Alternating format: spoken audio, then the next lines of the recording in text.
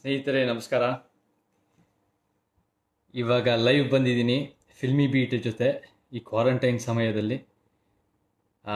ಇದನ್ನು ಮೊದಲನೇ ಬಾರಿ ನಾನು ಲೈವ್ ಬರ್ತಿರೋದು. ನಾನು ಯಾವತ್ತೂ ಲೈವ್ ನಾನೇ ಬರ್ತಾ ಇಲ್ಲ. ಸೊ ನಾನು ಏನಾದರೂ ಏರುಪೇರಾದರೆ ನೀವೆಲ್ಲ ಕ್ಷಮಿಸಬೇಕು. ಏನು ಪ್ರಶ್ನೆಗಳೇನಾದರೂ ಬಂದರೆ ಅದಕ್ಕೆ ಉತ್ತರ ಕೊಡೋಣ. ಮತ್ತು ಇವತ್ತಿನ ದಿನದ ವಿಚಾರಗಳು ನಾವು ಹೇಗೆ ಸಮಾಜಕ್ಕೆ ವಾಪಸ್ ಕೊಡ್ಬೋದು, ಹೇಗೆ ಈ ಫಿಸಿಕಲ್ ಡಿಸ್ಟೆನ್ಸಿಂಗ್ ಸಮಯದಲ್ಲಿ ನಾವು ಒಂಥರ ಇನ್ನೂ ಹತ್ತಿರ ಆಗ್ಬೋದು ನಮ್ಮ ಮಾನವೀಯತೆ ಮುಖಾಂತರ ಅನ್ನೋದು ಕೆಲವು ವಿಚಾರ ಮಾತಾಡೋಕ್ಕೆ ಇಷ್ಟಪಡ್ತೀನಿ. ಇವತ್ತು ನಿಮ್ಮೆಲ್ಲರೂ ಗೊತ್ತಿರೋ ಹಾಗೆ ನಟ, ಕಲಾವಿದ ಮತ್ತು ಪ್ರಗತಿಪರ ಚಿಂತಕ ಆದ ಇರ್ಫಾನ್ ಖಾನ್ ಅವರು ತೀರ್ಕೊಂಡಿದ್ದಾರೆ. ಇರ್ಫಾನ್ ಖಾನ್ ಅವರು ನಾವು ಎಷ್ಟೋ ಸಿನಿಮಾಗಳು ನೋಡ್ಕೊಂಡು ಬೆಳೆದಿರೋದು, ಒಳ್ಳೊಳ್ಳೆ ಸಿನಿಮಾಗಳು, ನೇಮ್ ಸೇಕ್ ಆಗಿರ್ಬೋದು, ಅನೇಕ ಒಳ್ಳೊಳ್ಳೆ ಸಿನಿಮಾಗಳಲ್ಲಿ ಅಭಿನಯಿಸಿದ್ದಾರೆ. ಅದರಲ್ಲಿ ನಾವೆಲ್ಲರೂ ಗೊತ್ತಿದೆ, ಅವರು ಕಲೆ ಬಗ್ಗೆ ನಮಗೆ ಗೊತ್ತಿದೆ. ಆದರೆ ಅದಕ್ಕಿಂತ ಹೆಚ್ಚಾಗಿ ಏನಂದರೆ 2016ರಲ್ಲಿ ಅವರು ಒಂದು ಮಾತು ಹೇಳಿದ್ರು. ಅದೇನೆಂದರೆ ಅವರು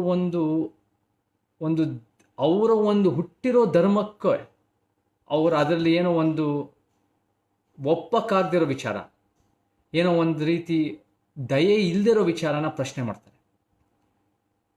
ಅದೇನು ತೋರಿಸುತ್ತೆ ಸ್ನೇಹಿತರೆ ಅಂದರೆ, ನಮ್ಮ ಸಮಾಜದಲ್ಲಿ ಎಲ್ಲರೂ ಬೇರೆ ಬೇರೆಯವ್ರನ್ನ ತಪ್ಪು ಹುಡುಕ್ತಾ ಇರುವಾಗ ಅವರಲ್ಲೇ ಪ್ರಶ್ನೆ ಹುಡುಕ್ತಾನೆ. ಸ್ವಯಂ ವಿಮರ್ಶೆ, ಆ ಸ್ವಯಂ ವಿಮರ್ಶೆ ಭಾಳ ಮುಖ್ಯ ಆಗತ್ತೆ ಸ್ನೇಹಿತರೆ. ಸ್ವಯಂ ವಿಮರ್ಶೆ ಅಂದಾಗ ನಾವು ನಿಜವಾಗ್ಲೂ ಯಾವುದಾದ್ರೂ ಅಭಿವೃದ್ಧಿ ಮಾಡಬೇಕು, ಬದಲಾವಣೆ ಮಾಡಬೇಕು, ಉತ್ತಮ ರೀತಿ ತಗೊಂಡು ಹೋಗಬೇಕು ಅಂದರೆ ಸ್ವಯಂ ವಿಮರ್ಶೆನೇ ಭಾಳ ಮುಖ್ಯ. ಅಂದರೆ ನಮ್ಮ ದೇಶ, ನಿಜವಾಗ್ಲೂ ನಮ್ಮ ದೇಶ ಪ್ರೀತಿಸೋರು ಯಾರು? ಹಾಡಿ ಹೊಗಳೋರಲ್ಲ. ಯಾರು ಹಾಡಿ ಹೊಗಳೋದ್ರ ಜೊತೆ ಸಮಸ್ಯೆನೂ ಗುರುತಿಸಿ ಅದನ್ನು ಹೇಗೆ ಸರಿಪಡಿಸ್ಬೋದು ಅನ್ನೋ ರೀತಿಯಲ್ಲಿ ತೋರಿಸ್ಕೊಡ್ತಾರಲ್ಲ, ಅವರು ನಮಗೆ ದೊಡ್ಡ ದೇಶಭಕ್ತರು. ಬುದ್ಧ, ಬಸವ, ಅಂಬೇಡ್ಕರ್ ಅಂದರೆ ಏನು, ನಮ್ಮ ಕುವೆಂಪು, ಬಾಬಾ ಸಾಹೇಬ್ ಅಂಬೇಡ್ಕರು, ಇಂಥ ಅನೇಕರು ನಮಗೆ ತೋರಿಸ್ಕೊಟ್ಟಿದ್ದಾರಲ್ಲ ಆ ರೀತಿ.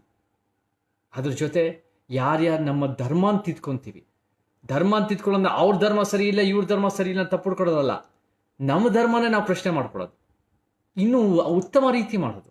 ಆವಾಗ ಜನರಿಗೂ ಒಳ್ಳೇದಾಗತ್ತೆ, ನಮ್ಮ ಧರ್ಮಕ್ಕೂ ಒಳ್ಳೇದಾಗತ್ತೆ.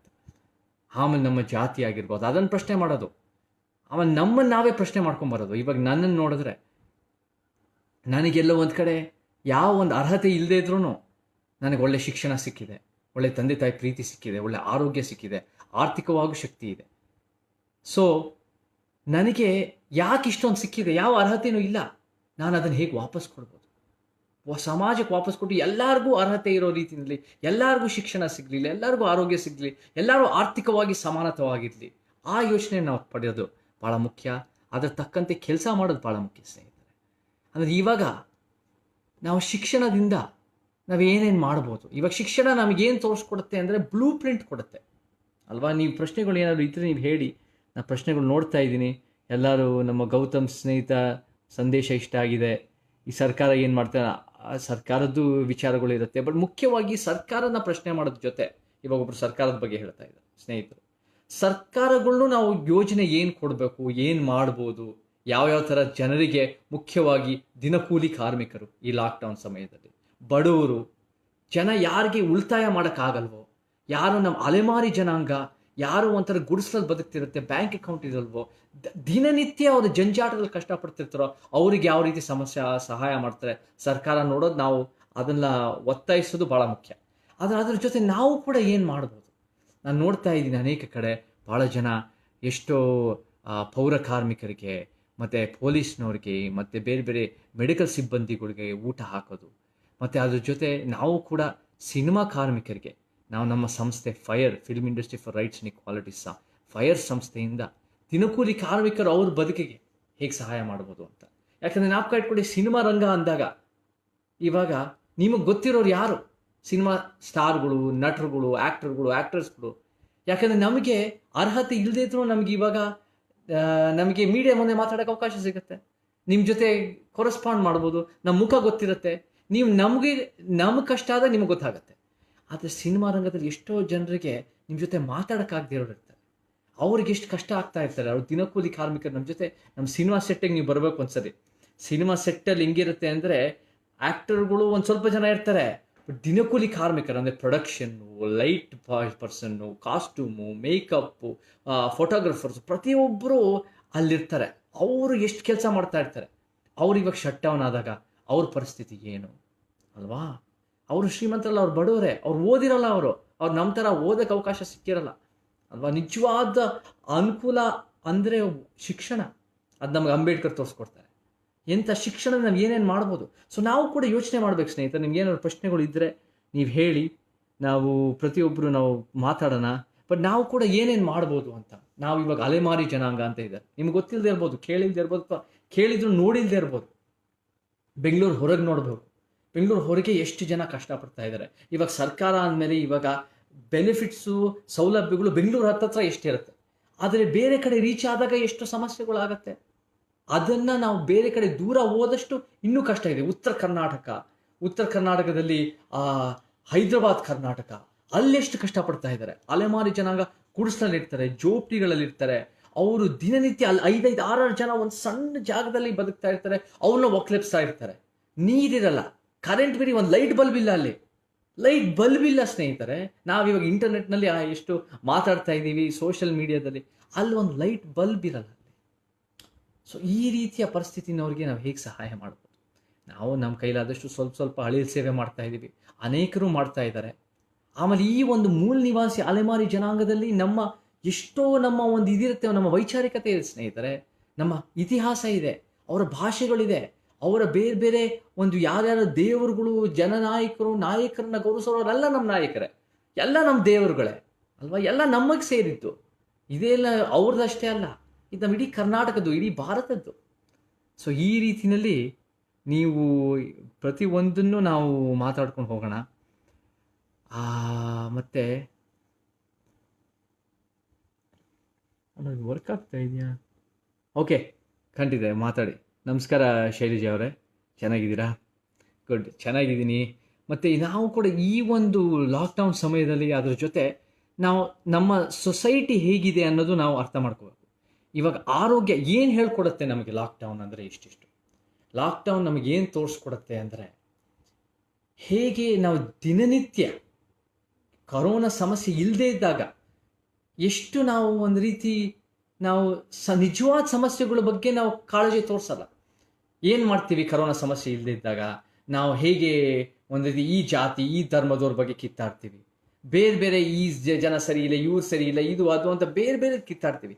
ಆದರೆ ಕರೋನಾ ಬಂದಾಗ ನಮಗೇನು ಕಾಣ್ತಾ ಇದೆ? ನಮ್ಮ ಆರೋಗ್ಯ ಸಿಚುವೇಶನ್ ಎಷ್ಟು ಕಷ್ಟದಲ್ಲಿದೆ, ನಮ್ಮ ಶಿಕ್ಷಣದಿಂದ ಎಷ್ಟು ಸಮಸ್ಯೆ ಆಗುತ್ತೆ. ಇವಾಗ ನಾನು ಹೇಳ್ತೀನಿ, ಒಂದು ಆರೋಗ್ಯದ ಒಂದು ವಿಚಾರ ಹೇಳ್ತೀನಿ. ನಾನು ಒಂದು ಕೆಲವು ವಿಡಿಯೋಸ್ಗಳು ನೋಡಿದೆ. ಆ ವಿಡಿಯೋಗಳು ಏನು ತೋರಿಸ್ತಾ ಇತ್ತು ಅಂದರೆ, ಕ್ವಾರಂಟೀನಲ್ಲಿದ್ದಾಗ ಎಷ್ಟು ಕಷ್ಟ ಆಗತ್ತೆ ಅಂತ. ಅದು ಹೇಳ್ತಾ ಇದ್ದಿದ್ದು ಇಂಗ್ಲೀಷ್ನಲ್ಲಿ ಜನ ಹೇಳ್ತಾ ಇದ್ರು. ನೋಡಿ, ಕ್ವಾರಂಟೀನಲ್ಲಿ this is the difficulty of quarantine, the government is neglecting the people, ಇದು ಅಂತ ಇಂಗ್ಲೀಷ್ನಲ್ಲಿ ಹೇಳ್ತಾ ಇದ್ರು.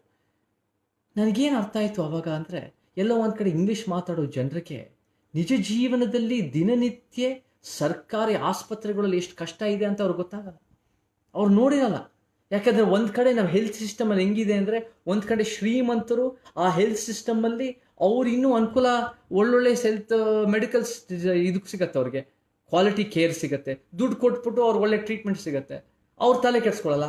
ಆಮೇಲೆ ಬಡವರೆಲ್ಲ ಸರ್ಕಾರಿ ಸಿಸ್ಟಮಲ್ಲಿ ಹೋಗ್ಬೇಕು, ಅದನ್ನು ಇಂಪ್ರೂವ್ಮೆಂಟ್ ಮಾಡಲ್ಲ. ಅದನ್ನು ಇಂಪ್ರೂವ್ಮೆಂಟ್ ಮಾಡದೇ ಇದ್ದಾಗ ಎಷ್ಟೋ ರೀತಿ ಸಾಮಾನ್ಯರೆಲ್ಲ ದುಡ್ಡಿದ್ರೆ ಮಾತ್ರ ಬದುಕಕ್ಕಾಗೋದು. ನೋಡಿ, ಅರ್ಥ ಮಾಡ್ಕೊಳ್ಳಿ ಈ ಪರಿಸ್ಥಿತಿ ಹೆಂಗಿದೆ. ದುಡ್ಡಿರೋರು ಮಾತ್ರ ಬದುಕಕ್ಕಾಗೋದು ಅಂತ ತೋರಿಸ್ಕೊಟ್ಟಿದೆ ನಮ್ಮ ದಿನನಿತ್ಯ ನಮ್ಮ ವಿಚಾರಗಳು. ಆದರೆ ಕರೋನಾದಲ್ಲಿ ಏನು ತೋರಿಸ್ತಾ ಇದೆ ಅಂದರೆ, ದುಡ್ಡಿರೋದಲ್ಲ ನಮಗೆ ನಿಜವಾಗ್ಲೂ ನಮಗೆ ಆರೋಗ್ಯ ಕೊಡಬೇಕಾಗಿರೋದು, ಚಿಕಿತ್ಸೆ ಕೊಡಬೇಕಾಗಿರೋದು ಮನುಷ್ಯರಿಗೆ ಕೊಡಬೇಕು. ಯಾವುದೇ ಮಾನವನಾಗಿ ಪ್ರತಿಯೊಬ್ಬರಿಗೂ ಈ ಒಂದು ಹಕ್ಕಿರಬೇಕು. ಅರ್ಥ ಮಾಡ್ಕೊಳ್ಳಿ, ಈ ಒಂದು ಮಾನವನಾಗಿ ಎಲ್ಲ ಸೌಲಭ್ಯಗಳು ಸಿಗಬೇಕು ಸಮಾಜದಲ್ಲಿ. ಅಂಥ ಒಂದು ವ್ಯವಸ್ಥೆ ಸರ್ಕಾರ ಮಾಡ್ಕೋಬೇಕು. ಅಂಥ ಒಂದು ವ್ಯವಸ್ಥೆ ನಮ್ಮ ಸಂವಿಧಾನದಲ್ಲಿದೆ ಸ್ನೇಹಿತರೆ. ಅಂದರೆ ನೋಡಿ, ಇವತ್ತು ನಮಗೆ ಗೊತ್ತಾಗ್ತಾ ಇದೆ, ಸರ್ಕಾರ ನಮ್ಮನ್ನು ನೋಡ್ಕೋಬೇಕು, ಸರ್ಕಾರ ನಮಗೆ ಸೌಲಭ್ಯಗಳು ಕೊಡಬೇಕು ಅಂತ. ಬರೀ ಕರೋನಾ ಸಮಯದಲ್ಲಿ ಸರ್ಕಾರ ನೋಡ್ಕೊಳ್ಳೋದಲ್ಲ, ದಿನನಿತ್ಯ ನಮಗೆ ಸರ್ಕಾರ ಮಾಡಿಸ್ಬೇಕು. ಅಂದರೆ ಏನು ಅಂದರೆ, ನಾವು ಪೌರ ಕಾರ್ಮಿಕರ ಬಗ್ಗೆ ಮಾತಾಡ್ತೀವಿ, ಆರೋಗ್ಯ ಸಿಬ್ಬಂದಿಗಳ ಬಗ್ಗೆ ಮಾತಾಡ್ತೀವಿ, ಬೇರೆ ಬೇರೆಯವ್ರ ಬಗ್ಗೆ ಮಾತಾಡ್ತೀವಿ. ಆದರೆ ಅವ್ರ ಬಗ್ಗೆ ಮಾತಾಡಿದಾಗ ಅವರ ಬದುಕಿನ ಬಗ್ಗೆನೂ ತಲೆ ಕೆಡಿಸ್ಕೋಬೇಕು. ಬರೀ ಲಿಪ್ ಸರ್ವಿಸ್ ಮಾಡೋದಷ್ಟೇ ಅಲ್ಲ. ಇವರೇ ನಿಜವಾದ ಹೀರೋಗಳು ಅಂದಿದ ತಕ್ಷಣ ಅವ್ರ ಹೊಟ್ಟೆ ತುಂಬಲ್ಲ ರೇ. ನಿಜವಾದ ಹೀರೋಗಳು ಅಂದಿದ ತಕ್ಷಣ ಅವ್ರ ಮಕ್ಕಳಿಗೆ ಶಿಕ್ಷಣ ಸಿಗಲ್ಲ. ನಿಜವಾದ ಹೀರೋಗಳು ತಂಗೆ ಅವ್ರ ಆರೋಗ್ಯ ಸಮಸ್ಯೆ ಸರಿ ಹೋಗಲ್ಲ. ಬರೀ ಹೇಳೋದಷ್ಟೇ ಅಲ್ಲ, ನಾವು ಸೌಲಭ್ಯಗಳಿಂದ ಇದರಿಂದ ನಾವು ಯೋಜನೆಗಳನ್ನ ಮಾಡಿಕೊಡ್ಬೇಕು ಅಂದರೆ ಏನೇನು ಅಂದರೆ ಬೇರೆ ಬೇರೆ ಈ ಥರ ಒಂದು ಅವ್ರಿಗೆ ಯೂನಿವರ್ಸಲ್ ಬೇಸಿಕ್ ಇನ್ಕಮ್ ಅಂತ ಒಂದಿದೆ. ಅಮೆರಿಕದಲ್ಲಿ ಭಾಳ ಚರ್ಚೆ ಆಗ್ತಾ ಇದೆ. ಯೂನಿವರ್ಸಲ್ ಬೇಸಿಕ್ ಇನ್ಕಮ್ ಅಂದರೆ ಏನು ಅಂದರೆ ಪ್ರತಿಯೊಬ್ಬ ವ್ಯಕ್ತಿಗೂ ಅವರ ಒಂದು ಮನುಷ್ಯ ಅಂದಿದ್ದಕ್ಕೆ ಅವ್ರಿಗೆ ಇಷ್ಟು ದುಡ್ಡು ಸಿಗಲೇಬೇಕು ತಿಂಗಳು. ಹೌದು, ಯಾಕೆ ಸಿಗಬಾರ್ದು? ಬದುಕಕ್ಕೆ ಎಲ್ಲರಿಗೂ ಹಕ್ಕಿದೆ. ರೈಟ್ ಟು ಲೈಫ್ ಅನ್ನೋದು ಎಲ್ಲರಿಗಿದೆ, ರೈಟ್ ಟು ಈಕ್ವಾಲಿಟಿ ಅನ್ನೋದು ಎಲ್ಲರಿಗೂ ಇದೆ. ಕೊಡಿ ಒಂದು ಇಷ್ಟು ದುಡ್ಡು ಸರ್ಕಾರದಿಂದ, ಎಲ್ಲರ ಮನೆಗೂ ಬ್ಯಾಂಕ್ ಅಕೌಂಟ್ಗಳು ಮಾಡಿಕೊಟ್ಬಿಟ್ಟು ಎಲ್ಲರಿಗೂ ದುಡ್ಡು ಹಂಚಿ, ಒಂದು ಇಷ್ಟಾದರೂ ದುಡ್ಡು ಬದುಕಕ್ಕಷ್ಟು ದುಡ್ಡು ಕೊಡಿ. ಯಾಕಂದರೆ ಇವಾಗ ನೋಡಿ, ನಾವು ಯಾವಾಗಲೂ ಹೋರಾಟ ಮಾಡ್ತೀವಿ. ಮಹಿಳೆಯರು ಮನೆ ಒಳಗೆ ಕೆಲಸ ಮಾಡ್ತಾರೆ. ಎಷ್ಟೋ ಜನ ಮಹಿಳೆಯರು ದಿನನಿತ್ಯ ಮಕ್ಕಳು ನೋಡ್ಕೊತಾರೆ. ಮಹಿಳೆಯರು ದಿನನಿತ್ಯ ಅವರು ಕಸ ಗುಡಿಸ್ತಾರೆ, ಪಾತ್ರೆ ತೊಳಿತಾರೆ, ಬಟ್ಟೆ ಒಗಿತಾರೆ. ಅದೇನು ಸುಲಭದ ಕೆಲಸ ಅಲ್ಲ. ಅದಕ್ಕೆ ಯಾಕೆ ದುಡ್ಡು ಸಿಗಲ್ಲ? ಅದಕ್ಕೂ ದುಡ್ಡು ಕೊಡಬೇಕು ಅಂತ ಒಂದು ಬ್ಯಾಂಕ್ ಅಕೌಂಟ್ಗಳು ಮಾಡಿ. ಅಲೆಮಾರಿ ಜನಾಂಗ, ಬಡ ಜನಾಂಗ, ಅವ್ರಿಗೆ ಬ್ಯಾಂಕ್ ಅಕೌಂಟು ಇರಲ್ಲ. ಬ್ಯಾಂಕ್ ಅಕೌಂಟ್ ಮಾಡಿಸಿ ದುಡ್ಡು ಕೊಡಿಸಿ, ಅವಾಗ ಎಲ್ಲರೂ ಬದುಕ್ಬೋದು. ನಾವು ಏನು ಕರೋನಾ ಸಮಯದಲ್ಲಿ ನಾವೇನು ಜನರಿಗೆ ಯೋಚನೆ ಕೊಡ್ತಾ ಇದ್ದೀವೋ, ಏನು ಕರೋನಾ ಸಮಯದಲ್ಲಿ ನಮಗೆ ಜನರ ಬದುಕಕ್ಕೆ ಯಾವ ಥರ ಯೋಚನೆ ಇಡ್ತಾ ಇದೀವೋ, ದಿನನಿತ್ಯ ಆ ಥರ ಯೋಚನೆಗಳು ನಮಗೆ ಬೇಕು. ಅಂದರೆ ದುಡ್ಡು ಎಲ್ಲಿ ಬರುತ್ತೆ ಅಂತ ಪ್ರಶ್ನೆ ಬರುತ್ತೆ. ಎಲ್ಲಿಂದ ಬರುತ್ತೆ ದುಡ್ಡು ಎಲ್ಲಿಂದ ಬರುತ್ತೆ ಗೊತ್ತಾ? ಶ್ರೀಮಂತರ ಮೇಲೆ ತೆರಿಗೆ ಹಾಕಬೇಕು. ಶ್ರೀಮಂತರ ಮೇಲೆ ತೆರಿಗೆ ಅಂದರೆ ಅರ್ಥ ಮಾಡ್ಕೊಳ್ಳಿ. ನಾನು ಸುಮ್ಮನೆ ಹೇಳ್ತಾ ಇರಲ್ಲ, ಸ್ಟ್ಯಾಟಿಸ್ಟಿಕ್ಸ್ ನೋಡಿ. 1% ನಮ್ಮ ದೇಶದಲ್ಲಿ 60% ಆಸ್ತಿ ಇದೆ. ಅದು ಸರಿನಾ? 1% ಹತ್ರ 60% ಆಸ್ತಿ ಇದೆ. 60% ಆಸ್ತಿ ಇದ್ದಾಗ ಬಹುತೇಕರು 99%ಗಿಂತ ಜಾಸ್ತಿ ಬೇರೆ ಬೇರೆ ರೀತಿ ಕಷ್ಟಪಡ್ತಾ ಇದ್ದಾರೆ. ಆ 1% 60% ಆಸ್ತಿ ಇದ್ದಾಗ ನೀವು ಟ್ಯಾಕ್ಸ್ ಮಾಡಬೇಕು. ಪ್ರಾಪರ್ಟಿ, ಇನ್ಹೆರಿಟೆನ್ಸ್, ಲಕ್ಸುರಿ ಕಾರು, ಈ ಥರ ಬೇರೆ ಬೇರೆ ಟ್ಯಾಕ್ಸ್ಗಳು ಮಾಡಿದಾಗ ಏನಾಗತ್ತೆ ಅಂದರೆ ಅದನ್ನು ಹಂಚ್ಬೋದು. ಆಮೇಲೆ ಹಂಚಿದಾಗ ಇವಾಗ ಶ್ರೀಮಂತರಿಗೆ ದುಡ್ಡು ಕೊಡಿ. ಇವಾಗ ಬೇರೆ ಬೇರೆ ಸರ್ಕಾರಗಳು ಏನೇನು ಮಾಡ್ತಾರೆ ನೋಡಿ.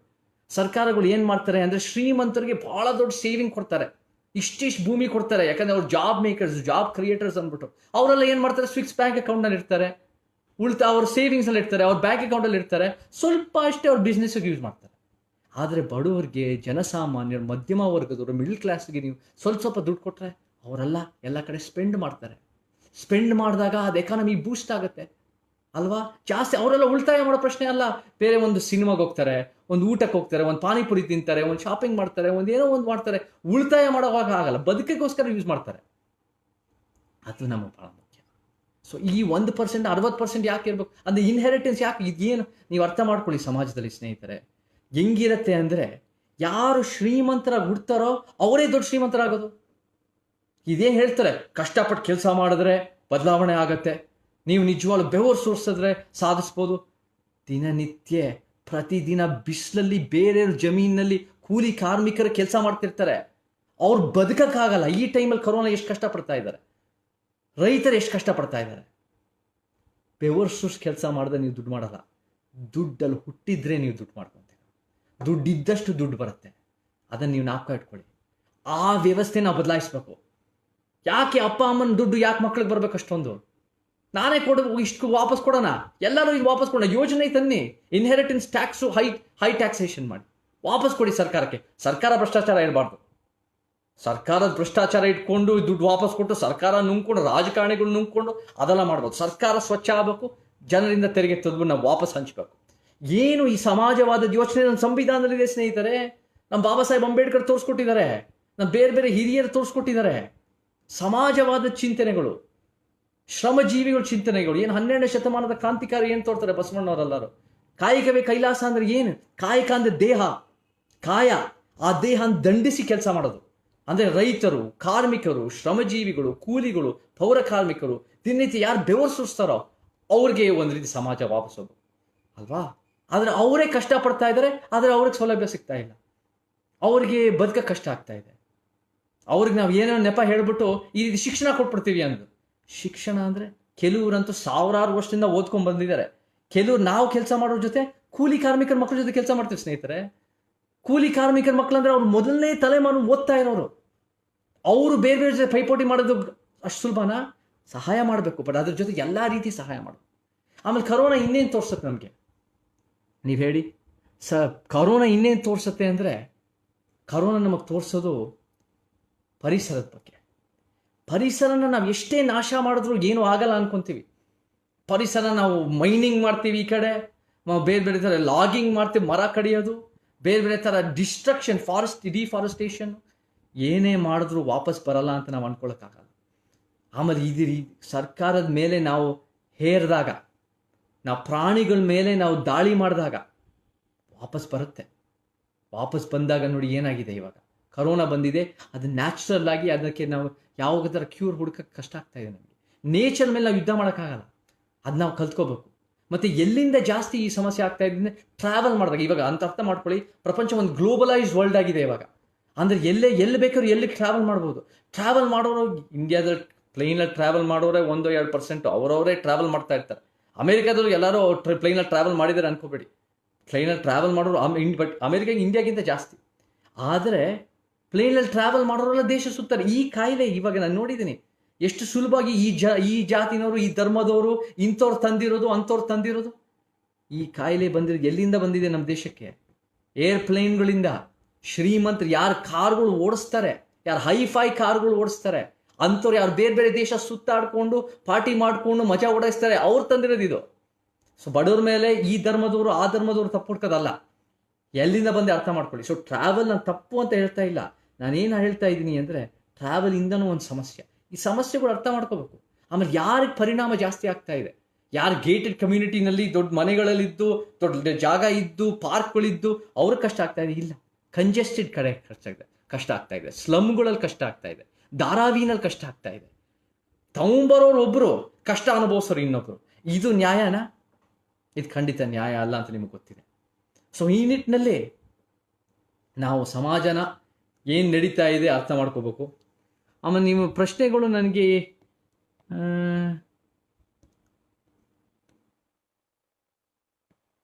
ನೀವು ಕೇಳ್ತಾ ಇರಿ. ಮುಂಚೆ ಜಾಸ್ತಿ ಬರ್ತಾ ಇತ್ತು, ಇವಾಗ ಜಾಸ್ತಿ ಬರ್ತಾ ಇಲ್ಲ. ನಾನೇ ಮಾತಾಡ್ತೀನಿ ಸ್ನೇಹಿತರೆ. ಸರಿ, ಇನ್ನೇನು ಮಾತಾಡೋದು ನೋಡಿ ಸ್ನೇಹಿತರೆ, ನಮ್ಗೆ ಯಾವಾಗಲೂ ಜೀವನದಲ್ಲಿ ನಮಗೆ ಕೆಲವು ದಾರಿಗಳು ಸಿಗುತ್ತೆ. ಒಂದು ದಾರಿ ಏನಂದರೆ ವೈಯಕ್ತಿಕ ವಿಕಾಸ ಅಂದಾಗ ನಾವೇನೇನು ಕಲ್ತಿರ್ತೀವಿ, ಏನೇನು ಅವಕಾಶಗಳು ಸಿಕ್ಕಿರುತ್ತೆ, ಅದನ್ನು ನಾವು ನಮಗೇ ಬಳಸ್ಕೊಳ್ಳೋದು. ಅಂದರೆ ನನಗೊಂದು ಒಳ್ಳೆ ಕಾರ್ ಬೇಕು, ನನಗೊಂದು ಹೊಸ ಮನೆ ಬೇಕು, ನನಗೊಂದು ಫ್ರಿಡ್ಜ್ ಬೇಕು, ಅಥವಾ ನನಗೊಂದು ಬೇರೆ ಬೇರೆದು ಈ ಮೆಟೀರಿಯಲ್ ಇದು ಬೇಕು, ಶಾಪಿಂಗ್ ಬೇಕು, ಬಟ್ಟೆ ಬೇಕು ಅನ್ನೋದು ನನಗೋಸ್ಕರ ಬಳಸೋದು ಶಿಕ್ಷಣ.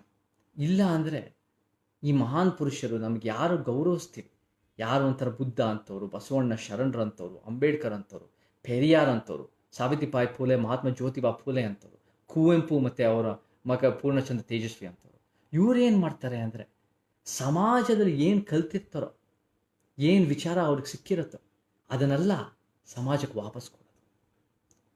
ಅವ್ರ ಇಡೀ ಶಕ್ತಿನ ಸಮಾಜನ ಹೆಂಗೆ ಒಂದು ಉತ್ತಮ ಸಮಾಜ ಕಟ್ಬೋದು ಅನ್ನೋ ರೀತಿಯಲ್ಲಿ ಕೆಲಸ ಮಾಡೋದು. ಅರ್ಥ ಮಾಡ್ಕೊಳ್ಳಿ. ನಾನು ಅಮೇರಿಕಾದಲ್ಲಿ ಹುಟ್ಟು ಬೆಳೆದಿದ್ದೀನಿ. ಅಮೇರಿಕಾದಲ್ಲಿ ನಾನು 23 ವರ್ಷ ಇದ್ದೆ. ಅಲ್ಲೇ ಶಿಕ್ಷಣ ಮಾಡಿದೆ. ಪ್ರತಿಯೊಂದು ಶಿಕ್ಷಣ UKG LKGಯಿಂದ ಹಿಡಿದು ಡಿಗ್ರಿ ಮುಗಿಸೋದೆಲ್ಲ ಅಮೇರಿಕಾದಲ್ಲೇ ಮಾಡಿದೆ. ನಾನು ಬರ್ತಾ ಇದ್ದೆ ಇಂಡಿಯಾಗೆ. ಆದರೆ ನನಗೆ ಯಾವಾಗ ಚಿಕ್ಕ ವಯಸ್ಸಿಂದ ಒಂಥರ ಟೀನೇಜ್ ಇಯರ್ಸಿಂದ ಏನಿತ್ತು ಅಂದರೆ ನಾನು ಹೇಗೆ ನನಗಿರೋ ಸೌಲಭ್ಯಗಳನ್ನ ಹೇಗೆ ನಾನು ಸಮಾಜಕ್ಕೆ ವಾಪಸ್ ಕೊಡ್ಬೋದು, ಎಷ್ಟು ಜನರಿಗೆ ನಾನು ಸಹಾಯ ಮಾಡ್ಬೋದು, ನನಗೆ ಸಿಕ್ಕಿರೋದು ಅರ್ಹತೆ ಇಲ್ಲದೆ ಇದ್ದಾಗ ಸಿಕ್ಕಿರೋದನ್ನು ಹೇಗೆ ವಾಪಸ್ ಬರ್ಬೋದು ಅಂದಾಗ ಅಮೇರಿಕಾದಲ್ಲಿ ಸ್ವಲ್ಪ ಜನಕ್ಕೆ ಸಹಾಯ ಮಾಡ್ಬೋದು. ಬಟ್ ಇಂಡಿಯಾದಲ್ಲಿ ಜಾಸ್ತಿ ಜನಕ್ಕೆ ಸಹಾಯ ಮಾಡ್ಬೋದು. ಯಾಕಂದರೆ ಇಂಡಿಯಾದಲ್ಲಿ ಜಾಸ್ತಿ ಭೇದ ಭಾವನೆ ಇದೆ, ಜಾಸ್ತಿ ಅಸಮಾನತೆ ಇದೆ, ಜಾಸ್ತಿ ಶಿಕ್ಷಣದ ಕೊರತೆ ಇದೆ, ಜಾಸ್ತಿ ಒಂದು ರೀತಿ ಜನ ಕಷ್ಟದಲ್ಲಿ ಬದುಕ್ತಾ ಇದ್ದಾರೆ. ಆ ಕಾರಣಗಳು ಅನೇಕ ಕಾರಣಗಳು ಇರ್ಬೋದು. 200 ವರ್ಷ ಬ್ರಿಟಿಷ್ನವ್ರು ಆಳಿರೋದು, ನಮ್ಮ ಲೂಟಿ ಮಾಡಿರೋದು ಒಂದು ಕಾರಣ. ಈ ಜಾತಿ ವ್ಯವಸ್ಥೆ, ಭೇದ ಭಾವನೆ, ಬೇರೆ ಬೇರೆ ಕಾರಣಗಳು. ಈ ಇಂಗ್ಲಿಷ್ ದಬ್ಬಾಳಿಕೆ ಮತ್ತು ಒಂದು ಬಂಡವಾಳಶಾಹಿ ವ್ಯವಸ್ಥೆ, ಕೆಲವರಿಗೋಸ್ಕರ ಲಾಭ ಮಾಡ್ಕೊಂಡು ಬೇರೆಯವರೆಲ್ಲ ಕಷ್ಟ ಮಾಡಿಕೊಂಡು ಕಾಯಕ ಜೀವಿಗಳು ದಿನಕ್ಕೆ ಊಟ ಇಲ್ಲದೆ ಇರೋ ಸಮಸ್ಯೆ ಇರ್ಬೋದು. ಬೇರೆ ಬೇರೆ ಸಮಸ್ಯೆ. ಆಮೇಲೆ ಪುರುಷ ಪ್ರಧಾನ ವ್ಯವಸ್ಥೆ, ಮಹಿಳೆಯರ ಮೇಲೆ ದಬ್ಬಾಳಿಕೆ ಮಾಡೋದು, ಈ ಗಂಡಸರ ವ್ಯವಸ್ಥೆ, ಇವೆಲ್ಲ ಸೇರಿ ಅಂದರೆ ಏನು ನಮಗೆ ಅಂಬೇಡ್ಕರ್ ಹೇಳ್ತಾರೆ, ಕ್ಯಾಪಿಟಲಿಸಮ್ ಆ್ಯಂಡ್ ಬ್ರಹ್ಮನಿಸಮ್ ಅನ್ನೋ ರೀತಿಯಲ್ಲಿ ಈ ಒಂದು ಭೇದ ಭಾವನೆ, ಅದರಲ್ಲಿ ಭೇದ ಭಾವನೆಯ ಚೌಕಟ್ಟು ಅನ್ನೋದು ನಾವು ಅರ್ಥ ಮಾಡ್ತೀವಿ. ಈ ಭೇದ ಭಾವನೆ ಚೌಕಟ್ಟು ಇದ್ದಾಗ ನಾವು ಎಷ್ಟು ಜನಕ್ಕೆ ಸಹಾಯ ಮಾಡೋಕ್ಕಾಗತ್ತೆ ಅಷ್ಟು ಮಾಡಬೇಕು, ನನ್ನ ಜೀವನ ಅದಕ್ಕೆ ಉಪಯೋಗಿಸ್ಬೇಕು ಅನ್ನೋದನ್ನು ನಾನು 15 ವರ್ಷದ ಹಿಂದೆ ನಾನು ವಾಪಸ್ ಕರ್ನಾಟಕಕ್ಕೆ ಬಂದೆ. ಕರ್ನಾಟಕಕ್ಕೆ ಬಂದಾಗಲೂ ನಾವು ಏನು ಮಾಡ್ಬೋದು ಅಂದರೆ ನಾನು ಬಂದಾಗ ಒಂದು ಕುಟುಂಬಕ್ಕೆ ಸಹಾಯ ಮಾಡಿದ್ರೆ ಸಾಕು ಅಂತ ಅನ್ಕೊತಾ ಇದ್ದೆ. ಅಂದರೆ ಒಂದು ಕುಟುಂಬ, ಒಂದು 10 ಜನ, ಒಂದು ಹಳ್ಳಿನಲ್ಲಿ ಸ್ವಲ್ಪ ಜನ. ಬಟ್ ಹೋಗ್ತಾ ಹೋಗ್ತಾ ನಮ್ಗೆ ಇನ್ನೂ ಪೊಟೆನ್ಷಿಯಲ್ ಇದೆ, ಇನ್ನೂ ಜಾಸ್ತಿ ಜನಕ್ಕೆ ಸಹಾಯ ಮಾಡ್ಬೋದು ಅಂತ ಗೊತ್ತಾಯಿತು. ಇನ್ನೂ ಜಾಸ್ತಿ ಜನ ಸಹಾಯ ಮಾಡ್ಬೋದು ಅಂತ ಹಳ್ಳಿಗೆ ಬೇರೆ ಬೇರೆ ಜಿಲ್ಲೆಗಳಿಗೆ, ಇಡೀ ರಾಜ್ಯ ಮಟ್ಟದಲ್ಲಿ ಸಹಾಯ ಮಾಡ್ಬೋದು ಅನ್ನೋದು ನನಗೆ ಸಿನಿಮಾ ಸೇರ್ಕೊಂಡಿದ್ದ ಉದ್ದೇಶ ಅಷ್ಟೇ. ಸಿನಿಮಾ ಸಿಕ್ಕಾದ್ಮೇಲೆ ನನಗೆ ಗೊತ್ತಾಗಿದೆ. ಸೊ ನಾವು ಎಷ್ಟು ಒಳ್ಳೇದು ಮಾಡ್ಬೋದು ಅದನ್ನು ಮಾಡೋಣ. ಅದನ್ನು ಮಾಡಬೇಕು ಅಂದರೆ ತಳಮಟ್ಟದಿಂದ ಮಾಡಬೇಕು. ಜ್ಞಾಪಕ ಇಟ್ಕೊಳ್ಳಿ, ನಮಗೆ ಬೇರೆ ಬೇರೆ ಥರ ಸವಲತ್ತು ಸಿಗುತ್ತೆ. ಒಂದು ಹಣದಿಂದ ಇರ್ಬೋದು, ಆರೋಗ್ಯದಿಂದ ಇರ್ಬೋದು, ಶಿಕ್ಷಣದಿಂದ ಇರ್ಬೋದು, ಬೇರೆ ಬೇರೆ ಥರ ಜಾತಿಯಿಂದ ಇರ್ಬೋದು. ಯಾರಿಗೆ ಅತಿ ಕಷ್ಟದಲ್ಲಿ ಬದುಕ್ತಾ ಇದ್ದಾರೆ, ಯಾರು ಅತಿ ಕಷ್ಟ ಶೋಷಣೆ ಒಳಗಾಗಿದ್ದಾರೆ, ಅಲ್ಲಿಂದ ನಾವು ಶುರು ಮಾಡ್ಕೋಬೇಕು ಸ್ನೇಹಿತರೆ. ಅಂದರೆ ಬಡವ, ಅದರ ಮೇಲೆ ಜಾತಿಯಲ್ಲಿ ದಬ್ಬಾಳಿಕೆ ಆಗಿರೋರು, ಅದರ ಮೇಲೆ ಲಿಂಗದಲ್ಲಿ ಸಮಸ್ಯೆ ಇರೋರು, ಅದರ ಮೇಲೆ ಹಳ್ಳಿಗಳಲ್ಲಿ ಕಷ್ಟ ಬದುಕ್ತಾ ಇರೋರು, ಕೆಲಸದಲ್ಲೂ ಕಷ್ಟ ಇರೋರು, ಇಂಥವ್ರಿಂದ ಶುರು ಮಾಡಿಕೊಂಡು ನಾವು ಕಟ್ಟಬೇಕು ಸ್ನೇಹಿತರೆ. ಇಂಥವ್ರಿಂದ ಕಟ್ಟಬೇಕು ಅಂದರೆ ನಾವು ಹುಡ್ಕೊಂಡು ಕೆಲಸ ಮಾಡಬೇಕು. ಅದಕ್ಕೆ ನಾವು ಇವಾಗ ನನಗೆ ಸರ್ಕಾರದ ಮೇಲೆ ಒಂದು ಸ್ವಲ್ಪ ಯಾವ ವಿಚಾರದಲ್ಲಿ ನನಗೆ ಸಮಸ್ಯೆ ಅಂದರೆ, ಎಲ್ಲೋ ಒಂದು ಕಡೆ ಸರ್ಕಾರ ಒಳ್ಳೆಯ ಉದ್ದೇಶದಿಂದ ಲಾಕ್ಡೌನ್ ಮಾಡಿದ್ರು ಎಲ್ಲೋ ಒಂದು ಕಡೆ ಜಾಸ್ತಿ ಜನರಿಗೆ ರೀಚ್ ಆಗಬೇಕು, ಅವ್ರ ಜೀವನ ಅಭಿವೃದ್ಧಿ ಆಗಬೇಕು ಅಂತ ತಲೆ ಕೆಡಿಸ್ಕೊಂಡಿಲ್ಲ. ಎಷ್ಟೋ ಜನ 100 ಕಿಲೋಮೀಟರಿಂದ ನಡ್ಕೊಂಡು ಬರ್ತಾ ಇದ್ದಾರೆ. 100 ಕಿಲೋಮೀಟರಿಂದ ಬೇರೆ ಬೇರೆ ಕಡೆಯಿಂದ ಅವ್ರ ಮನೆಗೋಸ್ಕರ, ಅವ್ರ ಹಳ್ಳಿಗೋಸ್ಕರ ನಡ್ಕೊಂಡು ಹೋಗಿ ಎಷ್ಟೋ ಜನ ಚಿಕ್ಕ ಚಿಕ್ಕ ಮಕ್ಕಳ ಜೊತೆ ನಡೀತಾ ಇದ್ದಾರೆ. ಆಮೇಲೆ ಬೇರೆ ಬೇರೆ ಕಡೆ ಅಷ್ಟು ಆ ಒಂದು ವಿಚಾರ ನೋಡಿದಾಗ ನನಗೆಷ್ಟು ಬೇಜಾರಾಯಿತು. ಅದನ್ನು ನೋಡ್ಕೋಬೇಕಾಗಿರೋ ಸಂದರ್ಭ ಇದೆ ಸ್ನೇಹಿತರೆ. ಎಲ್ಲ ಭಾರತೀಯರು ನಮ್ಮ ಭಾರತೀಯರೇ, ಎಲ್ಲರೂ ಸರಿಸಮಾನರೇ ಸ್ನೇಹಿತರೆ. ನಾವು ಭೇದ ಭಾವನೆ ಅನ್ನೋದು ಒಡೆದು ಬಿಸಾಕ್ಬೇಕು. ಎಲ್ಲೋ ಒಂದು ಕಡೆ ಈ ಒಂದು ಜಾತಿ ಹುಟ್ಟಿದ್ರೆ, ಈ ಒಂದು ಧರ್ಮ ಹುಟ್ಟಿದ್ರೆ ಅವರ ಭಾರತೀಯತನ ಪ್ರಶ್ನೆ ಮಾಡಬೇಕು. ಬೇರೆ ಜಾತಿ ಬೇರೆ ಧರ್ಮದಿದ್ರೆ ಅವರು ಏನು ತಪ್ಪು ಮಾಡದೇ ಇದ್ರು, ಏನು ಒಳ್ಳೇದು ಮಾಡದೇ ಇದ್ರು ಅವ್ರು ಭಾರತೀಯರೇ ನೋಡೋಕ್ಕಾಗಲ್ಲ. ಎಲ್ಲರೂ ಭಾರತೀಯರೇ, ಎಲ್ಲರೂ ಒಂಥರ ದೇಶಕ್ಕೆ ಅವ್ರು ಬೇರೆ ಬೇರೆ ಕೊಡ್ತಾರೆ. ಅವ್ರ ಒಂದು ಜಾತಿ, ಅವ್ರ ಒಂದು ಧರ್ಮದಿಂದ ನಾವು ಭೇದ ಭಾವನೆ ಮಾಡೋದು ಸರಿ ಹೋಗಲ್ಲ ಸ್ನೇಹಿತರೆ. ಅವರ ದೇಶಭಕ್ತಿ ಪ್ರಶ್ನೆ ಮಾಡೋದು ಅಥವಾ ಅವ್ರ ಭಾಷೆಯಿಂದ, ಕನ್ನಡ ಭಾಷೆ ಅನ್ನೋದು ನಮ್ಗೆ ಎಷ್ಟು ಮುಖ್ಯ ನಿಮ್ಗೆ ಗೊತ್ತಿದೆ. ಕನ್ನಡ ಅಂದಾಗ ನಾವು ಉಳಿಸ್ಬೇಕು, ಬೆಳೆಸ್ಬೇಕು ಅಂದರೆ ಬರೀ ಸಿನಿಮಾ ನೋಡಿದ್ರೆ ಮಾತ್ರ ಅಲ್ಲ. ನಾನು ಎಷ್ಟೋ ಜನ ಸಿನಿಮಾ ನಟರು, ಬೇರೆ ಬೇರೆ ಸಿನಿಮಾ ಕಲಾವಿದರು ಮಾತಾಡೋದು ಕೇಳಿದ್ದೀನಿ. ಅವ್ರು ಹೇಳ್ತಾರೆ, ಕನ್ನಡ ಭಾಷೆ ಉಳಿಸಿ ಸಿನಿಮಾ ನೋಡಿ. ಸಿನಿಮಾ ನೋಡಿದ್ರೆ ಮನೋರಂಜನೆ ಸಿಗ್ಬೋದು. ಸಿನಿಮಾ ನೋಡಿದ್ರೆ ಆ ನಿರ್ಮಾಪಕರು, ನಿರ್ದೇಶಕರು, ನಟರು, ಕಾರ್ಮಿಕರಿಗೆ ಒಂದು ಸ್ವಲ್ಪ ಸಹಾಯ ಆಗ್ಬೋದು, ಅವ್ರ ಬದುಕಿಗೆ ಒಳ್ಳೇದಾಗ್ಬೋದು. ಅದನ್ನು ನೋಡಿ, ಸಿನಿಮಾ ನೋಡಬೇಡಿ ಅಂತ ಹೇಳ್ತಾ ಇಲ್ಲ. ಒಳ್ಳೆ ಸಿನಿಮಾ ನೋಡಿ, ಒಳ್ಳೆ ಸಿನಿಮಾ ನಾವು ಮಾಡಬೇಕು. ಆದರೆ ಕನ್ನಡನ ಉಳಿಸ್ಬೇಕು, ಕನ್ನಡನ ಬೆಳೆಸ್ಬೇಕು ಅಂದರೆ ಯೋಜನೆಗಳು ತರಬೇಕು, ಆರ್ಥಿಕವಾಗೂ ಬದಲಾಯಿಸಬೇಕು, ಪ್ರತಿಯೊಂದು ಹೆಜ್ಜೆನಲ್ಲೂ ಬದಲಾಯಿಸಬೇಕು. ಅದೆಲ್ಲ ಇಂಟರ್ ಕನೆಕ್ಟೆಡ್. ನೋಡಿ, ಈ ಸರ್ಕಾರಗಳು ಅವ್ರಿಗೆಲ್ಲ ತಲೆ ಕೆಡಿಸ್ಕೊಳ್ಳೋಕೆ ಯೋಚನೆ ಮಾಡ್ತಾ ಇಲ್ಲ. ಕನ್ನಡ ಬೆಳೆಸೋಕ್ಕೂ ತಲೆ ಕೆಡಿಸ್ಕೊಳ್ಳಲ್ಲ. ಅವರು ಇಂಗ್ಲೀಷ್ ಮೀಡಿಯಂ ಸ್ಕೂಲ್ಗಳು ತರ್ತಾರೆ. ಇಂಗ್ಲೀಷ್ ಮೀಡಿಯಂ ಸ್ಕೂಲ್ಗಳು ತಂದಾಗ ಅದಕ್ಕೇನಾದ್ರು ಒಳ್ಳೇದಾ? ಅದು ನಮ್ಮ ಭಾಷೆಯನ್ನು ಉಳಿಯುತ್ತಾ? ನಮ್ಮ ಸಂಸ್ಕೃತಿ ಎಲ್ಲ ಉಳಿಯುತ್ತಾ? ನಮ್ಮ ಭಾಷೆಯಿಂದ ಕಲಿತಾಗ ನಮ್ಮ ಹಳ್ಳಿ ಮಕ್ಕಳಿಗೆ ನಾವು ಸ್ಕೂಲ್ ನಡೆಸ್ತೀವಿ. ಹಳ್ಳಿ ಸ್ಕೂಲ್ ನಮ್ಗೆ 500 ಜನ ಮಕ್ಕಳಿದ್ದಾರೆ. ಆ 500 ಜನ ಮಕ್ಕಳು ನಾವು ಕನ್ನಡ ಮೀಡಿಯಂ ನಡೆಸ್ಕೊಂಡು ಬರ್ತಾ ಇದ್ದೀವಿ ಒಂದಾಗಲೇ 30 ವರ್ಷದಿಂದ. ಆ ಕನ್ನಡ ಮೀಡಿಯಮಲ್ಲೂ ಎಲ್ಲ ಕಡೆ ಇದು ಫುಲ್ ರ್ಯಾಂಕಿಂಗು ಮತ್ತು 100% ಪಾಸಿಂಗ್ ನಡೆಯುತ್ತೆ. ಪ್ರತಿಯೊಂದು ನಡೆಯುತ್ತೆ ಅಲ್ಲಿ 10th ಸ್ಟ್ಯಾಂಡರ್ಡ್ ಎಲ್ಲ ಚೆನ್ನಾಗಿ ಮಾಡ್ತಾರೆ. ನಾವು ಗ್ರೇಡ್ಸ್, ಮಾರ್ಕ್ಸ್ ಮುಖ್ಯ ಮಾಡಲ್ಲ, ನಾವು ಒಳ್ಳೆ ಚಿಂತನೆಗಳು ಮುಖ್ಯ ಮಾಡ್ತೀವಿ.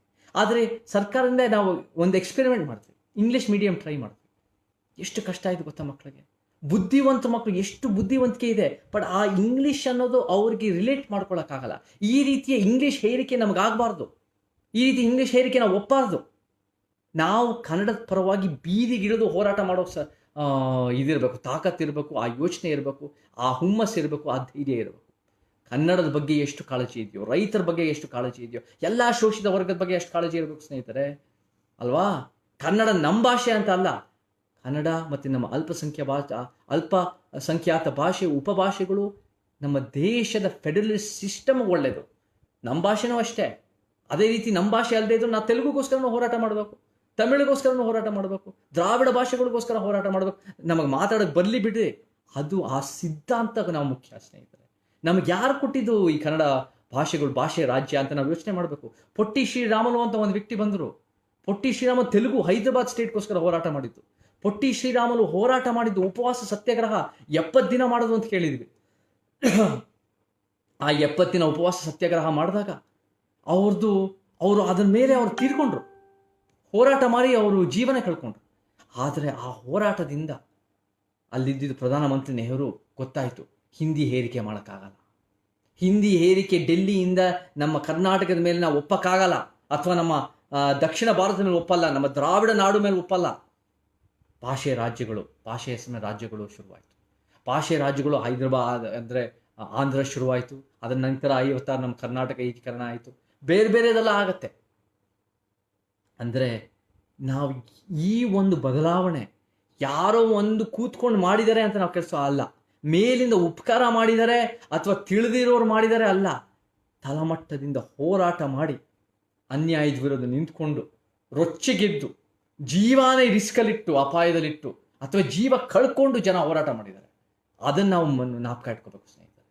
ಸೊ ನಾಳೆ ದಿನ ಕನ್ನಡ ಹೋಗ್ತಾ ಇದೆ ಅಂದರೆ ಅದು ಸುಮ್ಮನೆ ಯಾರೋ ಒಬ್ರು ಬೇರೆ ರಾಜ್ಯದವ್ರು ಇಟ್ಕೊಂಡು ಒಡೆಯೋದಲ್ಲ, ಅದು ಕನ್ನಡನ ಉಳಿಸೋದಲ್ಲ, ಅಥವಾ ಸಿನಿಮಾ ನೋಡೋದಲ್ಲ, ಅಥವಾ ಈ ರಾಜಕಾರಣಿಗಳು ಅವ್ರಿಗೆ ತಪ್ಪು ಹುಡುಕಿ ಅವ್ರನ್ನ ವೋಟ್ ಹಾಕ್ತಿರೋದು ಅದಲ್ಲ. ನಾವು ಹೆಂಗೆ ಈ ಕನ್ನಡನ ಎಲ್ಲ ರೀತಿ ಲ್ಯಾಂಗ್ವೇಜ್, ಅದಕ್ಕೂ ಆರ್ಥಿಕತೆ, ಅದಕ್ಕೂ ಸಾಹಿತ್ಯ, ಸಂಸ್ಕೃತಿ, ಪ್ರತಿಯೊಂದು ಕನೆಕ್ಷನ್ ಇದೆ ಅಂತ ನಾವು ಅರ್ಥ ಮಾಡ್ಕೋಬೇಕು.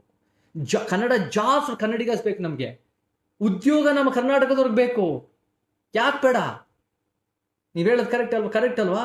ನೀವು ಕನ್ನಡ ಅದೇ ಉದ್ಯೋಗ ಕನ್ನಡದವ್ರು ಬೇಕು ಅಂದಾಗ ಬರೀ ಅವರು ಕರ್ನಾಟಕದಲ್ಲಿ ಹುಟ್ಟಿದ ತಕ್ಷಣ ಅಂತಲ್ಲ, ಒಂದು ಕನ್ನಡ ಟೆಸ್ಟ್ ಹಾಕಿ, ಅಲ್ಲಿ ಯಾರೇ ಕನ್ನಡ ಟೆಸ್ಟ್ ಮಾಡೋದು ಪಾಸ್ ಮಾಡೋಕ್ಕಾಗತ್ತೋ ಅದನ್ನು ಅವರು ಒಂದು ರೀತಿ ಅಪ್ಲಿಕೇಶನ್, ಅದು ಒಂದು ಕ್ರೈಟೀರಿಯಾ ಆಗಲಿ.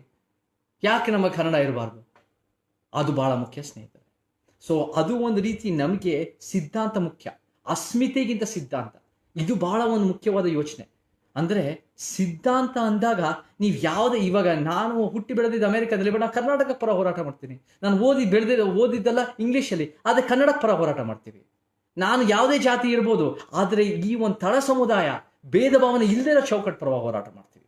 ಅದು ಸಿದ್ಧಾಂತ, ಜ್ಞಾಪಕ ಇಟ್ಬಿಡಿ. ಸೊ ನೀವು ಎಲ್ಲರೂ ಹುಟ್ಟಿರಿ, ಯಾವ್ದಾರ ಸಿನಿಮಾಗಳನ್ನ ನೀವು ಯೋಚನೆ ಮಾಡಿ, ನೀವು ಇಷ್ಟಪಡಿ, ನೀವು ಈ ಆ್ಯಕ್ಟರು, ಈ ಹೀರೋ, ಅದೆಲ್ಲ ಇಷ್ಟಪಡಿ. ಆದರೆ ಸಿದ್ಧಾಂತ ಅಂದಾಗ ನಮಗೆ ಉತ್ತಮ ದೇಶ, ಉತ್ತಮ ನಾಡು, ಉತ್ತಮ ಕರ್ನಾಟಕ, ಸರಿಸಮಾನತೆಗೋಸ್ಕರ ನೀವು ಹೋರಾಡೋದು ಭಾಳ ಮುಖ್ಯ ಸ್ನೇಹಿತರೆ. ಅದೇ ಸಿದ್ಧಾಂತ ಅನ್ನೋದು. ಆಮೇಲೆ ಎಷ್ಟೋ ರೀತಿ ಹೋರಾಟ ಮಾಡಬೇಕು ಅಂದರೆ ಸಿದ್ಧಾಂತನೂ ಇರಬೇಕು, ಧೈರ್ಯನೂ ಇರಬೇಕು ಸ್ನೇಹಿತರೆ. ಧೈರ್ಯ ಇರಬೇಕು. ಧೈರ್ಯ ಇದ್ದಾಗ ಜನ ನಿಮಗೆ ಪ್ರಶ್ನೆ ಮಾಡ್ತಾರೆ, ಜನ ಇಲ್ಲ 100 ಜನ ನಿಮ್ಮ ವಿರುದ್ಧ ಹೇಳ್ತಾರೆ, ಬಟ್ ನೀವು ಅದನ್ನು ನೋಡಿಕೊಂಡು ಯಾವುದು ಅಂಬೇಡ್ಕರ್ ಹಂಗೆ ಮಾಡ್ತಿದ್ರ, ಬಸವಾದಿ ಶರಣರಾಗಿ ಮಾಡ್ತಾ ಇದ್ರ, ಕುವೆಂಪು ಹಂಗೆ ಮಾಡ್ತಾ ಇದ್ರ, ಅವರ ತತ್ವಗಳು ತಕ್ಕಂತೆ ಇದೆಯಾ ಅಂತ ನೀವು ಅರ್ಥ ಮಾಡಿಕೊಂಡು ಅದರ ತಕ್ಕಂತೆ ಪಾಲಿಸಿದ್ರೆ ಯಾಕೆ ಮಾಡೋಕ್ಕಾಗಲ್ಲ? ಯಾಕೆ ಬದಲಾವಣೆ ಮಾಡೋಕ್ಕಾಗಲ್ಲ? ಎಲ್ಲರಲ್ಲೂ ಸಾಧ್ಯ ಇದೆ ಸ್ನೇಹಿತರೆ, ಒಬ್ಬೊಬ್ಬರಲ್ಲೂ ಸಾಧ್ಯ ಇದೆ. ನಾವು ಅದನ್ನು ಪ್ರಯತ್ನ ಮಾಡಬೇಕು, ಅದನ್ನು ಬದುಕಬೇಕು. ಬರೀ ರಾಜ್ಯಕ್ಕೆ ಹೇಳೋದಷ್ಟೇ ಅಲ್ಲ, ಬರೀ ಭಾಷಣ ಮಾಡೋದಷ್ಟೇ ಅಲ್ಲ, ಅದನ್ನು ನಾವೇನು ಮಾಡಬೇಕಂದ್ರೆ ಬದುಕಬೇಕು ಸ್ನೇಹಿತರೆ, ದಿನನಿತ್ಯ ಬದುಕಬೇಕು. ಪಾಲಿಟಿಕ್ಸ್ ಅನ್ನೋದೇನು? ಪಾಲಿಟಿಕ್ಸ್ ಅನ್ನೋದು ನಮ್ಮ ಆಯ್ಕೆಗಳು, ನಮ್ಮ ಜೀವನದ ಆಯ್ಕೆಗಳು.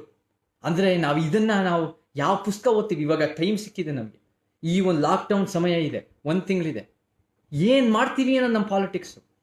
ನಾವು ಮನೇಲೇ ಕೂತ್ಕೊಂಡು ನಾನು ಏನು ಮಾಡಲ್ಲ, ತಲೆ ಕೆಡಿಸ್ಕೊಳ್ಳಲ್ಲ ಅಂದರೆ ಒಂದು, ನಾವು ಮನೇಲಿ ಕೂತ್ಕೊಂಡು ನಾನು ಎಷ್ಟು ಜನಕ್ಕೆ ಸಹಾಯ ಮಾಡ್ಬೋದು, ಅಕ್ಕಪಕ್ಕ ನಾನು ಗಿಡ ಮರಗಳ, ನನ್ನ ಗಿಡಗಳನ್ನ ಹೆಂಗೆ ನೋಡ್ಕೋಬೋದು, ನನ್ನ ಪ್ರಾಣಿ ಪಕ್ಷಿಗಳನ್ನ ಹೆಂಗೆ ನೋಡ್ಕೋಬೋದು, ನಮ್ಮ ತಂದೆ ತಾಯಿ, ನನ್ನ ಸ್ನೇಹಿತರು ಜೊತೆ ಏನೇನು ನಾನು ಒಳ್ಳೆಯದು ಪುಸ್ತಕಗಳು ಏನೇನು ಓದ್ಬೋದು, ಸಿನಿಮಾ ನೋಡೋದನ್ನ, ಶೋ ನೋಡೋದು, ಯಾವ ಥರ ಸಿನಿಮಾ, ಯಾವ ಥರ ಶೋ ನೋಡ್ತೀವಿ, ಏನು ಒಂದು ರೀತಿ. ಆಮೇಲೆ ನಾವು ಸೋಷಿಯಲ್ ಮೀಡಿಯಾನೂ ಅಷ್ಟೇ ಯಾವ ಥರ ಬಳಸ್ತೀವಿ, ಏನೇನು ಸಂದೇಶ ಕೊಡ್ತೀವಿ, ಪ್ರತಿಯೊಂದು ಹೆಜ್ಜೆನೂ ನಮ್ಮ ಆಯ್ಕೆ ಭಾಳ ಮುಖ್ಯ ಸ್ನೇಹಿತರೆ.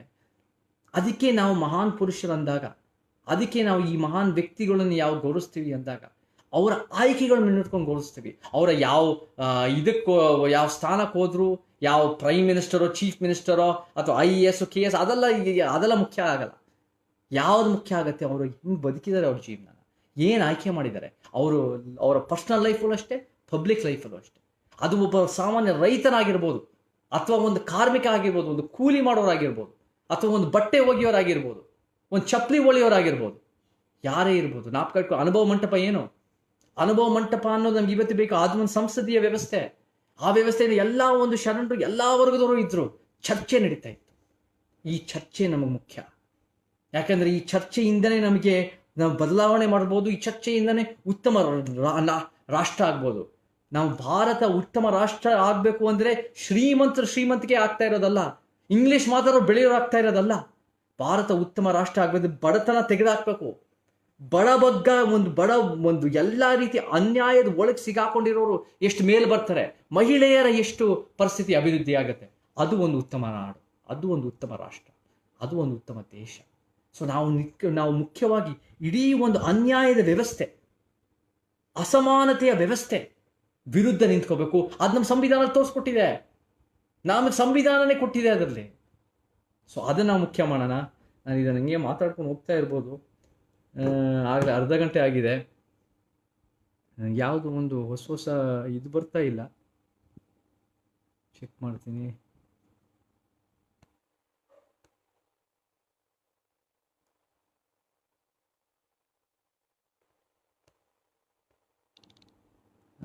ಪರವಾಗಿಲ್ಲ. ನಾನು ಇವಾಗ ಸಿನಿಮಾದ ಬಗ್ಗೆ ಮಾತಾಡ್ತೀನಿ. ಇವಾಗ ಕೆಲವು ಸಿನಿಮಾಗಳೆಲ್ಲ ರೆಡಿ ಆಗ್ತಾ ಇದೆ ಸ್ನೇಹಿತರೆ. ಸೊ ನಾವು ಕಥೆನೂ ಬರೆಯೋ ಟೈಮ್ ಸಿಗ್ತಾ ಇದೆ, ಕಥೆನೂ ಬರಿತಾ ಇದ್ದೀವಿ. ಕತೆ ಬರೆಯೋ ಜೊತೆ ನಾವೊಂದು ಉತ್ತಮ ಸಿನಿಮಾ, ಅಂದರೆ ಇವಾಗ ಚೇಂಜ್ ಆಗಿದೆ ಸಿನಿಮಾ ರಂಗ. ಇವಾಗ ಕರೋನಾದಿಂದ ಒಳ್ಳೆಯದೋ ಕೆಟ್ಟದೋ ಅನ್ನೋಕ್ಕಿಂತ ಏನು ಇವತ್ತಿನ ದಿನ ಒಂದು ಸಿಚುವೇಶನ್ ಇತ್ತೋ ಅದನ್ನು ನಾವು ಒಂದು ರೀತಿ ಅಡ್ಯಾಪ್ಟ್ ಆಗಬೇಕು ಅನ್ನೋ ಪರಿಸ್ಥಿತಿ ಬಂದಿದೆ. ಅಂದರೆ ಇವಾಗ ಥಿಯೇಟ್ರ್ಗಳ್ದು ಸಮಸ್ಯೆ ಆಗ್ಬೋದು, ಬೇರೆ ಬೇರೆ ಥರ ಸಮಸ್ಯೆಗಳು ಆಗ್ಬೋದು. ಯಾವಾಗ ಓಪನ್ ಆಗುತ್ತೆ, ಯಾವಾಗ ಫಿಸಿಕಲ್ ಡಿಸ್ಟೆನ್ಸಿಂಗ್ ಮೇಂಟೈನ್ ಮಾಡ್ಬೋದು, ಏನೇನು ಥಿಯೇಟ್ರ್ಗಳು ಇಲ್ಲದೆ ನಮ್ಮ ನಿರ್ಮಾಪಕರಿಗೆ ಹಾಕಿದ ದುಡ್ಡು ಬಂಡವಾಳ ವಾಪಸ್ ಬರೋದು ಕಷ್ಟ ಆಗುತ್ತೆ. ಹಾಕಿದ ದುಡ್ಡು ವಾಪಸ್ ಬಂದಿಲ್ಲ ಅಂದರೆ ಸಿನಿಮಾ ಯಶಸ್ಸಾಗೋದು ಭಾಳ ಕಷ್ಟ ಆಗುತ್ತೆ, ಇಡೀ ಚಿತ್ರರಂಗ ಕಷ್ಟ ಆಗುತ್ತೆ. ಆದರೆ ನಾವೇನು ಮಾಡಬೇಕು ಈ ಟೈಮಲ್ಲಿ ಅಂದರೆ ಒಂದು ಆತ್ಮಾವಲೋಕನೆ ಮಾಡಿಕೊಂಡು ಏನು ನಾವು ಉತ್ತಮ ಸಿನಿಮಾ ಬೇರೆ ರೀತಿ ಕೊಡ್ಬೋದು, ಯಾವ ಥರ ಸಿನಿಮಾ ಕೊಡ್ಬೋದು, ಯಾವ ಥರ ನಾವು ನಿಜವಲ್ಲೂ ನಾವು ಕೂಡ ಈ ಸಂದರ್ಭ ತಕ್ಕಂತೆ ಹೇಗೆ ಬದಲಾಗ್ಬೋದು ಅನ್ನೋದನ್ನು ಯೋಚನೆ ಮಾಡೋದು ಮುಖ್ಯ. ಆ್ಯಂಡ್ ಭಾಳ ಮುಖ್ಯವಾಗಿ ಕ್ವಾಲಿಟಿ ಕೊಟ್ಟರೆ, ನಮ್ಮ ನಂಬಿಕೆ ಏನಿದೆ ಅಂದರೆ ಕ್ವಾಲಿಟಿ ಕೊಟ್ಟರೆ ಜನ ಅಂತೂ ಇಷ್ಟಪಟ್ಟೇ ಪಡ್ತಾರೆ. ಜನ ಸಿನಿಮಾ ನೋಡೋದಂತೂ ಯಾವುದೇ ಕಾರಣಕ್ಕೂ ಬಿಡಲ್ಲ. ಒಳ್ಳೆ ಸಿನಿಮಾ ಕೊಡ್ಬೇಕು ನಾವು. ಸೊ ಆ ಒಳ್ಳೆ ಸಿನಿಮಾನ ನಾವು ಕೊಡ್ತೀವಿ. ಅದನ್ನು ನಾನು ಕೂಡ ಪ್ಲ್ಯಾನ್ ಮಾಡ್ತಾಯಿದ್ದೀವಿ. ಅದನ್ನು ಎಷ್ಟೋ ನಮ್ಮ ಡೈರೆಕ್ಟರ್ಸ್ಗಳು ಬೇರೆ ಬೇರೆಯವ್ರು ಬರೀತಾ ಇದ್ದಾರೆ, ನಾನು ಇನ್ಪುಟ್ ಕೊಡ್ತಾ ಇದ್ದೀನಿ. ಆಮೇಲೆ ನಮ್ಮ ನಿರ್ಮಾಪಕರೆಲ್ಲ ರೆಡಿ ಆಗ್ತಾ ಇದೆ. ನಂದು ಕೂಡ ರಣಂ ಸಿನಿಮಾ ಇನ್ನು ಸ್ವಲ್ಪ ದಿನಕ್ಕೆ ಅದು ರಿಲೀಸ್ ಆಗಬೇಕು. ಅದು ಒಂದು ರೈತರ ಬಗ್ಗೆ ಹೋರಾಟಗಾರರ ಪಾತ್ರ ನಾನು ಮಾಡಿದ್ದೀನಿ. ಸೊ ರೈತರ ಪರಿಸ್ಥಿತಿ ನಮಗೆ ಗೊತ್ತಿದೆ. ಆ ಸಿನಿಮಾದಲ್ಲೂ ಭಾಳ ಒಂದು ರೈತರ ವಿಚಾರಗಳು ಬರುತ್ತೆ ಸಿನಿಮಾದಲ್ಲಿ. ಬಟ್ ಅದು ಒಂದು ಕಮರ್ಷಿಯಲ್ ರೀತಿಯಲ್ಲಿ ಚೆನ್ನಾಗಿ ತೋರಿಸಿದ್ದಾರೆ. ನೋಡೋಣ ಅದು ಹೆಂಗಾಗತ್ತೆ. ಬಟ್ ಅದು ಮುಖ್ಯವಾಗಿ ನಾವು ಒಂದು ಸಿನಿಮಾ ಅಂದಾಗ ಸಿನಿಮಾ ರಂಗದಲ್ಲೂ ಭಾಳ ಕಷ್ಟಪಡೋರು ಇರ್ತಾರೆ. ಅಂದರೆ ಕಾರ್ಮಿಕರ ಜೊತೆ ಬರಹಗಾರರು. ಜ್ಞಾಪಕ ಇಟ್ಕೊಳ್ಳಿ, ಒಂದು ಸಿನಿಮಾ ಬೆಳಿಬೇಕು ಅಂದರೆ, ಅದು ಒಂದು ಸಿನಿಮಾ ಉತ್ತಮ ಸಿನಿಮಾ ಆಗಬೇಕು ಅಥವಾ ಜನ ನೋಡಬೇಕು ಅಂದರೆ ಎಷ್ಟೇ ಚೆನ್ನಾಗಿ ಅಭಿನಯ ಮಾಡಿದ್ರು ನಾವು ನೋಡೋದು ಕಷ್ಟ. ಎಷ್ಟೇ ಕಳಪೆ ಅಭಿನಯ ಆಗಿದ್ರು ಜನ ನೋಡ್ತಾರೆ. ಆದರೆ ಯಾವುದು ಮುಖ್ಯ ಇರಬೇಕು ಅಂದರೆ ಕತೆ, ಚಿತ್ರಕಥೆ, ಸಂಭಾಷಣೆ, ಈ ಬರವಣಿಗೆ ಭಾಳ ಸ್ಟ್ರಾಂಗ್ ಆಗಿರಬೇಕು. ಆಮೇಲೆ ಬರವಣಿಗೆಯಿಂದನೇ ಸಂದೇಶ ಕೊಡೋಕ್ಕೆ ಸಾಧ್ಯ. ಬರವಣಿಗೆಯಿಂದನೇ ನಮಗೆ ಒಂದು ಉತ್ತಮ ಚಿತ್ರರಂಗ ಆಗಕ್ಕೆ ಸಾಧ್ಯ. ಆಮೇಲೆ ಉತ್ತಮ ಚಿತ್ರರಂಗ ಅಂದಿದ ತಕ್ಷಣ ನೀವು ಜಾಸ್ತಿ ಖರ್ಚು ಮಾಡಿದಷ್ಟು ಉತ್ತಮ ಚಿತ್ರರಂಗ ಅಲ್ಲ. ಜಾಸ್ತಿ ಕೋಟಿ ಇಷ್ಟು ಕೋಟಿ ಅಷ್ಟು ಕೋಟಿ ಬಿಸ್ನೆಸ್ ಲೆಕ್ಕ, ಇಷ್ಟು ರಾಜ್ಯ, ಇಷ್ಟು ಥಿಯೇಟ್ರ್. ಒಳ್ಳೆ ಸಿನಿಮಾ ರಂಗ ಆಗಬೇಕು ಅಂದರೆ ನಂಬರ್ ಆಫ್ ಸಕ್ಸಸ್ಫುಲ್ ಸಿನಿಮಾಗಳು ಜಾಸ್ತಿ ಇರಬೇಕು. ನಂಬರ್ ಆಫ್ ಸಕ್ಸಸ್ಫುಲ್ ಸಿನಿಮಾಗಳು, ಆವ್ರೇಜ್ ಸಿನಿಮಾನು ಸಕ್ಸಸ್ ಆಗೋ ಸಾಧ್ಯತೆಗಳು ಇರಬೇಕು. ಅದು ಒಳ್ಳೆ ಸಿನಿಮಾ ರಂಗ. ಸೊ ಅದನ್ನೆಲ್ಲ ಜ್ಞಾಪಕ ಇಟ್ಕೊಂಡು ನಾನು ಇವಾಗಲೇ ಒಂದು ಅರ್ಧ ಮುಕ್ಕಾಲು ಗಂಟೆ ಮಾತಾಡಿದ್ದೀನಿ. ಯಾಕೋ ನನಗೆ ಪ್ರಶ್ನೆಗಳು ಬರ್ತಾ ಇರಲಿಲ್ಲ. ಇಲ್ಲಾಂದರೆ ನಿಮ್ಮ ಹತ್ರ ಎಲ್ಲ ಪ್ರಶ್ನೆಗಳು ತೊಗೊಳೋಣ ಅಂತ ಇದ್ದೆ. ನಿಮಗೆ ಬೋರ್ ಆಗಿದ್ದರೆ ನೀವು ಕ್ಷಮಿಸಬೇಕು. ನಾವು ಮುಂದೆ ಆದರೂ ನನಗೆ ಬರೀರಿ, ನನಗೆ ಮೆಸೇಜ್ ಹಾಕಿ. ಫೇಸ್ಬುಕ್ಕಲ್ಲಾಗಿರ್ಬೋದು, ಟ್ವಿಟ್ಟರಲ್ಲಾಗಿರ್ಬೋದು, ಇನ್ಸ್ಟಾಗ್ರಾಮಲ್ಲಾಗಿರ್ಬೋದು, ಅಥವಾ ನನ್ನ ಇಮೇಲ್ ಅಕೌಂಟ್ಗೆ. ನನ್ನ ಹೆಸರು ಚೇತನ ಅಹಿಂಸಾ ಅಂತ, ನಾನು ಪೆನ್ ನೇಮ್ ಅದು. ಸೊ ಅಹಿಂಸಾ ಮಾರ್ಗದಿಂದನೇ ಬದಲಾವಣೆ ಸಾಧ್ಯ. ಪ್ರಜಾಪ್ರಭುತ್ವ ವ್ಯವಸ್ಥೆಯಲ್ಲಿ ನಮಗೆ ಬದಲಾವಣೆ ಮಾಡೋ ಒಂದು ದಾರಿ ತೋರಿಸ್ಕೊಟ್ಟಿದ್ದಾರೆ ಹಿರಿಯರು. ಅದನ್ನು ನಾವು ಮುಂದುವರ್ಸೋಣ. ಸಮಾನತೆ, ನ್ಯಾಯ, ವೈಜ್ಞಾನಿಕತೆ ನಮ್ಮ ಮುಖ್ಯ ಉದ್ದೇಶಗಳಾಗಿರಬೇಕು. ಸಿದ್ಧಾಂತ ನಮಗೆ ಒಗ್ಗಟ್ಟು ಕೊಡೋ ಒಂದು ಮಾರ್ಗ ಆಗಿರಬೇಕು ಅಂತ ಹೇಳಿ ಇವೆಲ್ಲ ಬರೀರಿ, ಮಾತಾಡೋಣ, ಚರ್ಚೆ ಮಾಡೋಣ, ಮತ್ತು ಉತ್ತಮ ಕೆಲಸಗಳು ಮಾಡೋಣ. ಸಾಮಾಜಿಕ ಬದಲಾವಣೆ ಮಾಡೋಣ. ಏನು ನಮಗೆ ಬಾಬಾ ಸಾಹೇಬ್ ಅಂಬೇಡ್ಕರು, ಶರಣರು, ಕುವೆಂಪು ಏನು ನಮಗೆ ಉತ್ತಮ ಕನಸು ಕಂಡಿದ್ದಾರೋ ಆ ಥರ ಒಂದು ಉತ್ತಮ ನಾಡನ್ನು ನಾವು ಮಾಡೋಣ ಸ್ನೇಹಿತರೆ. ಸರಿನಾ? ಜೈ ಕರ್ನಾಟಕ, ಜೈ ಬಸವ, ಜೈ ಭೀಮ್.